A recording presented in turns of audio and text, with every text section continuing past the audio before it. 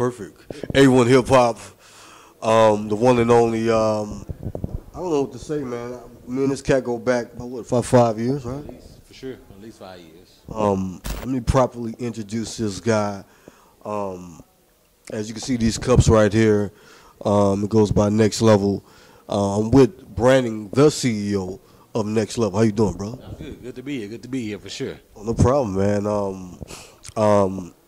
Obviously, it's a change. It's something new. New year, new you. Right. New shine. I see you shining. You know what I'm saying? I mean, he showed me up over here, man. I mean, damn, man. I should have went. Yeah, you know what I'm saying? Give people the new meaning of Next Level. Basically, Next Level is just for me, just going to a next level in my life, and also just in the industry. I've been in there for like 15 plus years, so kind of want to do something that's gonna be different, and want to bring something different for the city, and give them more options. That's all. So you ain't taking from New Level, ASAP Ferg, nothing like that. Oh, no. That's a good thing. That's a good thing. No, they took that from me. Shout out to ASAP Mob, though. No hate. The song go hard. Now, I don't know how I want to go with this. I can go all around with it, but being that you work in the shop, what's the biggest pet peeves of working in the shop? Having your own dealership, you know what I'm saying? What's the biggest pet peeves from customers and et cetera?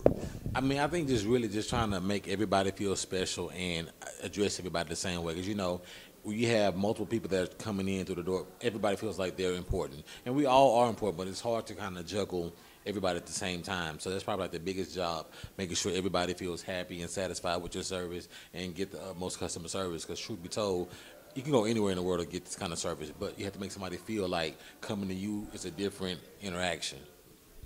Now, we have so much going on in the city. Hurricane Harvey just happened. Give us did you have a situation to where did you get a lot of flood cars in that situation? Yeah, we got about like 10 flood cars, and we actually helped other people that were trying to get back on their feet because a lot of people didn't know there was a program out there for people that did not have insurance, but they still could have had a way to get reimbursed for the loss in the flood. So we definitely helped people, with paperwork and invoices and even putting their cars back together during the flood and after the flood. So did some dealerships try to come with you and try to make you go around the flood car situation and all? Oh yeah, for sure. You know what I mean? We're gonna expose you. They did, but hey, I ain't gonna expose. It's all love. We just try to do our thing the right way, so we don't have no problems on the line. We don't need that issue. That's dope. Now, people remember you from 713 Motors. What made the actual change for you to be like, let me go my way, let me do this new venture?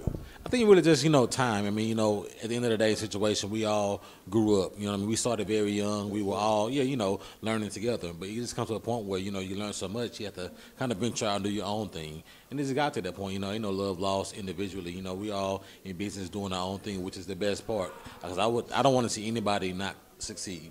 Nobody wants that. So the best part about it is we all got our own lane, our own wave, and our own following. So everybody's still eating good. That's all that matters.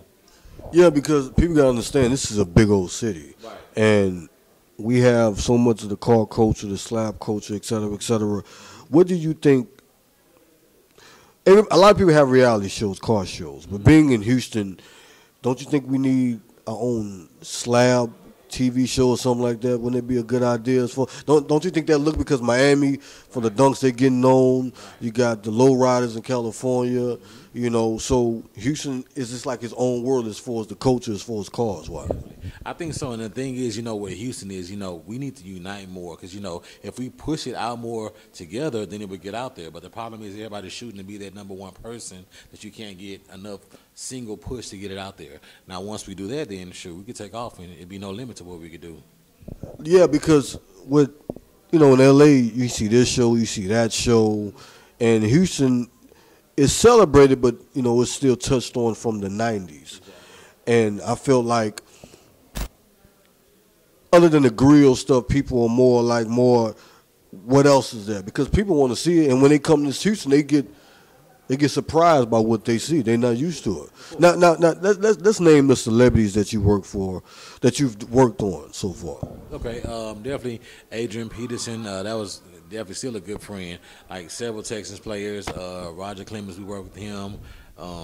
Man, so many. I want to miss nobody, but everybody we touch, we try to treat everybody like a celebrity. That's the thing, no matter who we come in contact with, we try to give them that same, star treatment, roll out the red carpet per se, so they feel like, this is home and it's a family situation. What you did with Agent Prisons for type of car? On his Mercedes, we blacked out his wheel, blacked out his tail lights, painted his brake calipers, and that was pretty cool because he invited me like to his home to deliver, and I thought that was kind of weird because I was uncomfortable because it's Adrian Peterson, you know what I mean? Right. So in reality, I was kind of starstruck in the situation, but he didn't know that. But he, invited me in the house. I walked through his kitchen. I'm like, man, this Adrian Peterson kitchen. You know what I mean? So it was, real dope though because a lot of celebrities they still down there because they're human at the end of the day.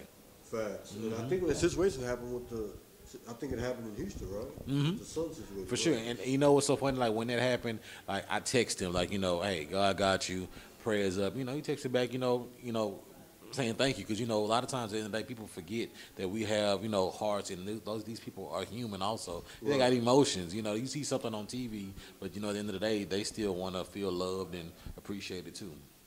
Now, there's so many movies that came out. You got the Fast and Furious, you got this, you got that.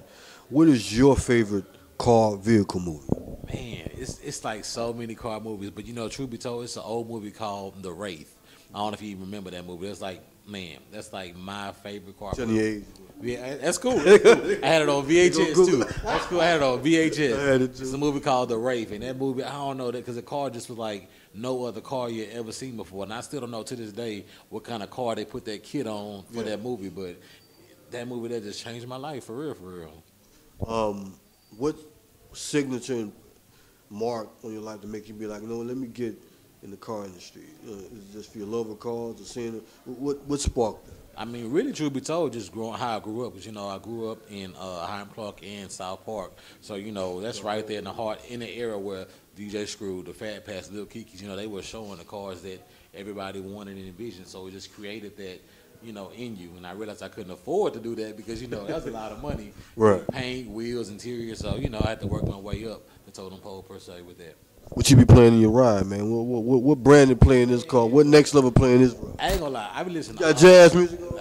I don't do jazz. I ain't gonna lie. Like, it's cool, but I'm more like R&B. Like, I like old school R&B. You know what I mean? Like, I still like the new one. Like, I still like the Lil Uzi. I mean, Travis Scott's. Of course, that's the home team. You know what I mean? But I like old school music. On my personal downtime, I want to relax and kind of be, get away mentally.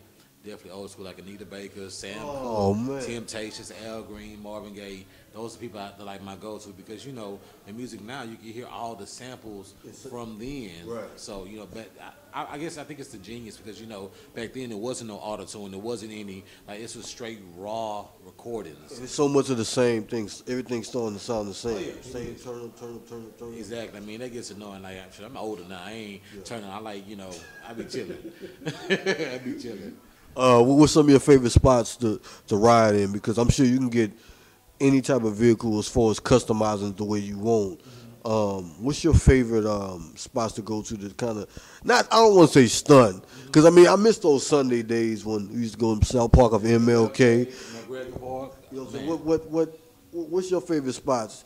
Cause I just seen this man in the Galleria a lot. I done ran into him at least 3-4 times. Easy. I mean, truth be told, I ain't gonna lie, that's a good safe place. You know what I mean? Because it ain't safe like it used to be. But I like the Galleria, like the ballet, because even there you get inspiration. Because you see people, they pull up in anything over there, all kind of cars. So Cheesecake Factory Valet definitely is a good spot to go. Ride by or just chill or whatever the case may be. Or just ride down Westheimer, Richmond, just going up and down. You know what I mean? Sometimes I do that just to just clear my head and just listen to music. That's why I ride it. Third Ward is cool, but get the traffic jams over there. It gets crazy, man. For sure. Don't you think we need that back? I mean, I know the cops kind of take me shut it down because we have the OGs, we got the drug dealers, et cetera, et cetera. Right. Don't you think we need to I think Richmond can be that new MLK, you know what I'm saying? It definitely could, but like you said, one thing you hit on is just the fact that, like, you can only do so much. Once you ride and people figure out where we are driving and pulling up at, it's going to get shut down, especially certain hours, certain times. So it's one of those things, it's cool, it's a great idea, but how long will we have control over that before we be all getting handcuffed and everything else? Yeah, I'm so sick of that, man. It's crazy, man. Now let's get a little business. Let's get to some business, because you're a businessman. I'm a businessman. This guy behind the camera is a businessman. Michael Sterling, by the way. You know what I'm saying? Harvey movie coming soon, by the way. What is the importance marketing as far as business, as far as starting up? I think marketing is like the number one thing. You have to have some kind of strategy, because I mean, just let's look at it with music. A lot of the artists today that are popular per se, it's talent second, but the marketing strategy they had first. Right. Like, you know, some artists, I won't even name them, but we know they just always on a popular page. Right. It's like, how's this guy always there? But they have a marketing team behind us. They always make sure they're doing something, whether it's foolish or not. Yeah. They're always on the popular page and always in our face. So I think marketing is like business 101. It's like the first thing you should master, or at least have somebody behind you that can control it and master that for you, for sure. What advice, business-wise, because, I mean, you started a new company, would you tell somebody new starting off? Just to be persistent and consistent, because, you know, the more, I don't care, like, I feel like this. Sometimes I post something like, man, I keep posting the same thing, but you have to post the same thing over and over. Like, you can post it 10 times, somebody will still say, I didn't see you post that. Like, really? I posted that like 30 times already. You still didn't see. But, you know, it's just reality. People's attention span now with phones and computers and technology is so short. Right. So you have to constantly be in their face so they always see something. So I try to always stay moving around and doing something. What you see the difference between when you guys started off doing cars between now? Because a lot has changed. You know what I'm saying? Is it faster to create cars and build them and fix them, or is it more same thing? I think the timing is the same, but the problem is, you know, the way the internet is set up and TV, they think it moves faster. So sometimes people expectations are not reality. Like, they be thinking like a turnaround could be like 1 or 2 days. You see a TV show, but in reality, that TV show is stretched. Now, I see you go to Joel Osteen Church. What's your importance on faith? Man, faith is everything, because without faith is nothing, because a lot of things that you have to be able to believe in something that you can't tangibly touch. That's in whatever you're doing. Like, you know, my man here, he been doing this film thing for a long time too, but he had to believe in himself in order to keep going, because, you know, unfortunately, this is we're like the first generation of what we're doing. So we don't have somebody to learn or to turn to, be like, hey, what did you do? So we kind of learn from our mistakes. You know what I mean? So those mistakes is by faith. You know what I mean? To keep going. Because I done made mistakes and be like, man, this might be it for me. But you have to believe in yourself that, you know, even though I did that mistake back in whatever, I can still keep pushing and see a brighter day in the future. You know, RIP to my father. Like, he's always they see the marketing, the new stuff we're doing, but they just be like, they think everything is 9 to 5, 9 to 5, but they don't know, like, it's a whole new money maker out here. You know what I'm saying? Right. And sometimes we got to sacrifice certain things that they don't know that we've done, you know?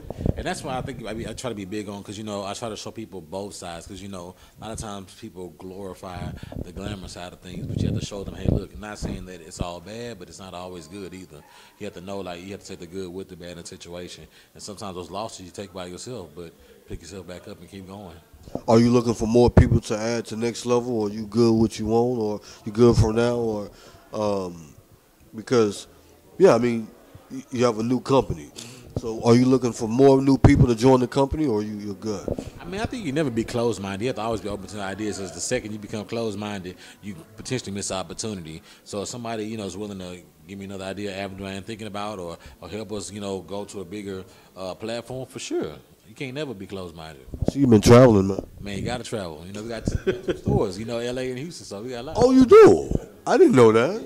So how's the LA store? LA is good. I got a good crew out there too, so everything is good. What I was talking about a little bit about travel, but you know, it's all good. Gotta travel. Got to. Like, to me, that's like people say, travel is a new club, because, you know, we've been in the club, we've done that for so long, but after a while, like, it's so many bottles you can pop. It's annoying, yeah. So, yeah. Any last words to the people? Man, just, you know, believe in yourself, chase your dream, and never give up.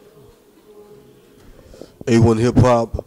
Brandon, we out.